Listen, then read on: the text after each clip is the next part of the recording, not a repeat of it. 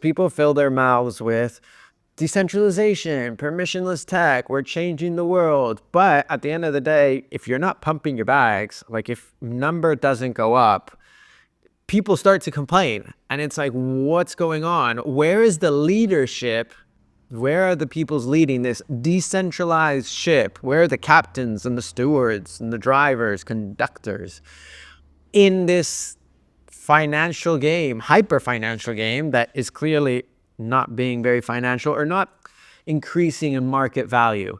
And so you've got this sort of tug of war between the two, between factions. And this happens in Bitcoin. This happens across the crypto space. This is one of my big gripes with everything that goes down, which is how important is number go up and how important is freedom tech or building an alternative system or offering a hand for the unbanked and the people that don't have it.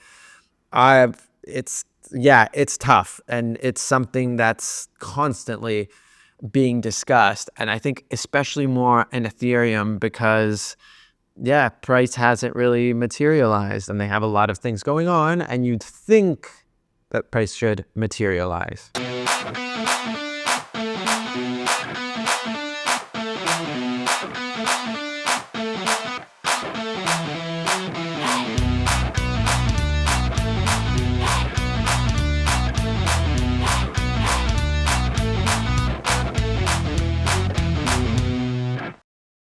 Buenas tardes, and welcome to episode 5 of Chainspotting, where every week I read and review the quintessential meanderings of the crypto media world. What's happening with Ethereum, what's happening with Bitcoin, what's happening with boomers and their money and why millennials hate them, all that sort of stuff. This week, I'll be talking about the Ethereum civil war that's going on. Is Ethereum dead? Is Ethereum very much alive? Is Ethereum comatose? That's what we're going to dive into. Is Ethereum decentralized? Questions for the audience. But before we continue, thank you very much for tuning in. And don't forget the couple little favors that I ask of you every week. Subscribe to the channel. It would help me a lot. It would get to more people. I would be deeply appreciated. Like it, comment it. Is this hot garbage or is this sizzling hot? Leave whatever you want to say below and share far and wide. Let all your parents, friends, family, fools know that this is something that you find interesting and that you think other people might find interesting as well. Today's story is from Protos. And interestingly, something that I've always wondered about Protos is that they don't put individual bylines. Everything is written by Protos staff. I don't know if this is a legal situation, so to sort of protect their journalists from anything. I have no idea, but it's an interesting concept or something that they do. And I suppose it is because Protos tends to be quite contrarian, anti-crypto in a way. They're posting and publishing, researching, diving in, investigating the stuff that most crypto pubs aren't doing. So shout out to Cass and the team there. I'm a massive fan of Protos. I read them all the time. And let's dive into it. Vitalik to Ethereum Foundation critics. This is not how this game works. Tan tan tan. Ethereum co-founder Vitalik Buterin has lost patience with those pushing for a change of leadership at the Ethereum Foundation. Responding to calls to keep up the pressure, Buterin reminded critics that he is the one deciding how any new leadership structure will look, and warned that further pressure is likely to prove counterproductive. So he's the one. Big, massive question mark.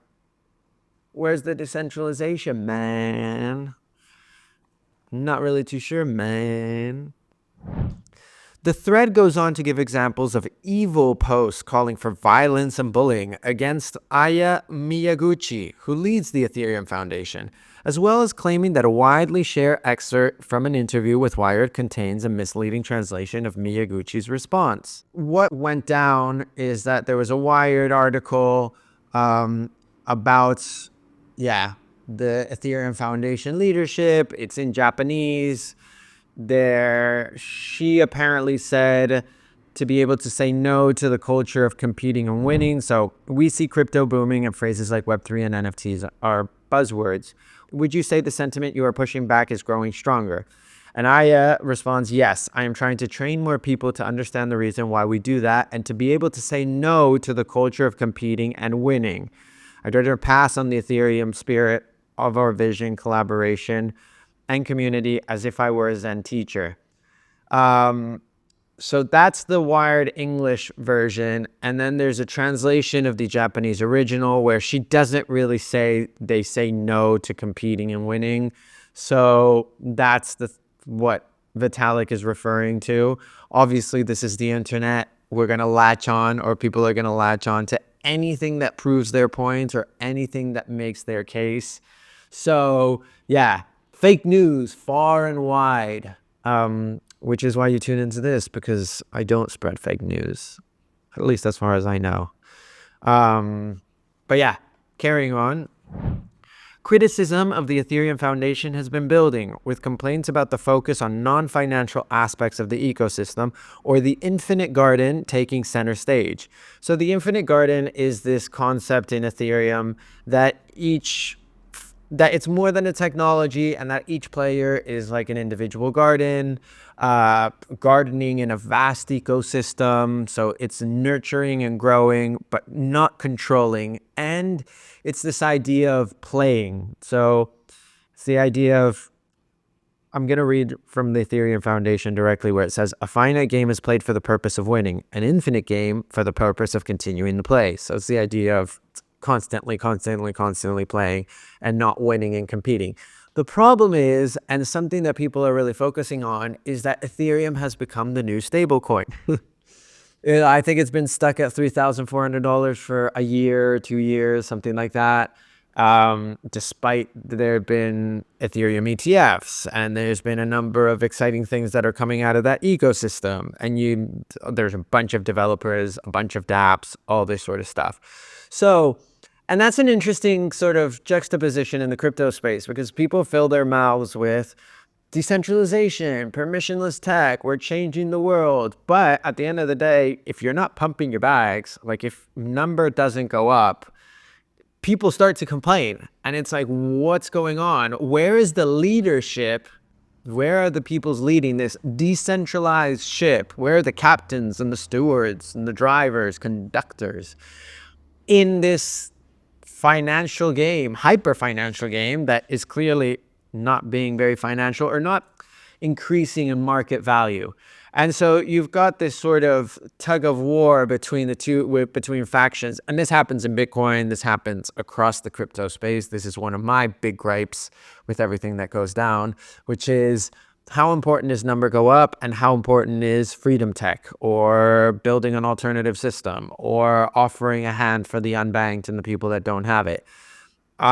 It's tough, and it's something that's constantly being discussed. And I think especially more in Ethereum, because price hasn't really materialized, and they have a lot of things going on, and you'd think that price should materialize. Rather than responding to the criticism directly, Miyaguchi has teased more news on changes to the foundation leadership, which have supposedly been a year in the making. Buterin previously ruled out pivoting to a Bronze Age mindset, but despite this, many appear to be keen on a more macho leadership approach.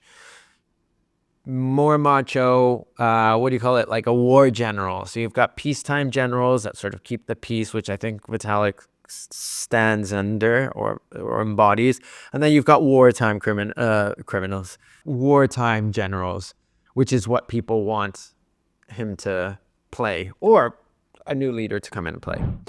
Their chosen candidate, former and potentially returning Foundation member Danny Ryan, came out in support of Miyaguchi, commending her deeply strategic mind and stating that he has nothing but respect and praise for her leadership. Yesterday, the foundation announced it would be putting its money where its mouth is, and will be deploying 50,000 ETH, roughly $165 million, to a new 3 of 5 multisig wallet in order to participate in the DeFi ecosystem. The move came following suggestions that the foundation should put a portion of its 270,000 ETH, so around $885 million treasury to work, which would help in covering some of its $135 million annual budget while supporting the decentralized finance DeFi apps built on top of the protocol.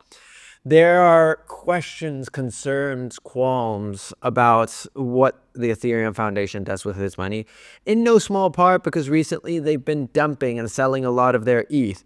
Why? I don't know. Not many people do, but it's created a lot of friction and a lot of annoyance within the Ethereum community.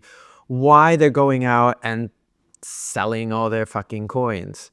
It's a difficult situation. I'm not entirely sure what I'd be doing. But yeah, this has brought on a lot of questions about the decentralization or the decentralized nature of Ethereum.